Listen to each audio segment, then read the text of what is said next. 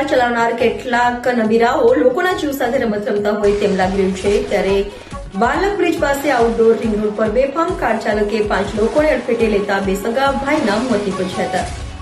સુરતમાં વારંવાર બેફામ કેટલાક નબીરાઓ કાર ચલાવી લોકોના જીવ સાથે રમત રમતા હોય છે, ત્યારે ફરી આવી જ એક અકસ્માતની ઘટના બની હતી, જેમાં બે સગા ભાઈઓના મોત નીપજ્યા છે। વાત છે સુરતના વાલક બ્રિજ આઉટડોર રિંગ રોડની।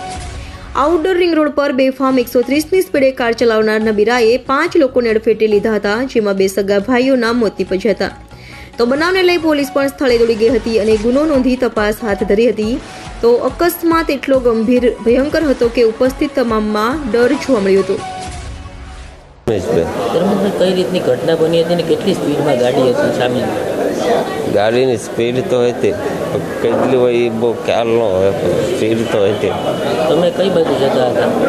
હું આપણે પુલ ઉતરીને આવતો વરાછા મેન રોડ બાજુ। ક્યાં કોણ કોણ હતું તમારી સાથે? મારી વાઈફ, મારો છોકરો। ક્યાં ક્યાં ઈજા થઈ છે તમને? તમને ક્યાં ઈજા થઈ છે? મને પગે ઈજા થઈ છે। કેટલી સ્પીડમાં હતી સામેની ગાડી? ફોર વ્હીલ સામેની ગાડી તો સ્પીડમાં હોય તો એટલે આવી રીતે ઉડાડ્યા હોય ને, ઈજા થઈ હોય ને।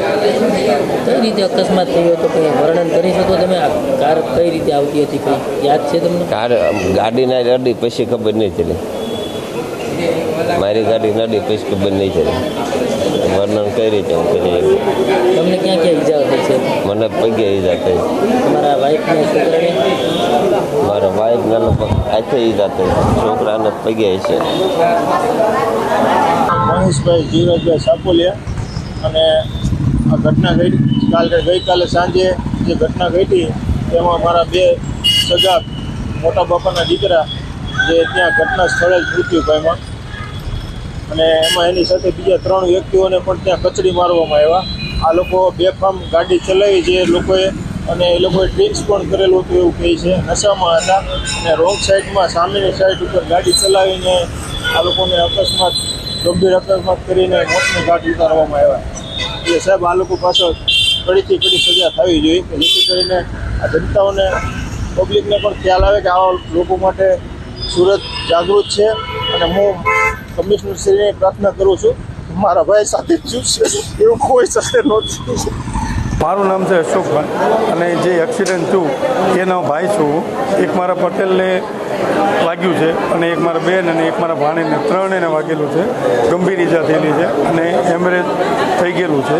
તો આ લોકો લગ્ન પતાવીને અમે ઘરે જ આવતા હતા સાથે, તો સામેની સાઈડથી રોંગ સાઈડથી ફૂલ ઝડપે કાર આવી, અને એમની રાઈટ સાઈડમાં રોંગ જતા હતા, એક ડિવાઈડર કૂદાવી આ લોકોની સામે સીધી માથે જ આવી, અને ઈજા થઈને એમાંથી 2 જણા તો એમ કહે છે બધા કે ડેથ થઈ ગઈ।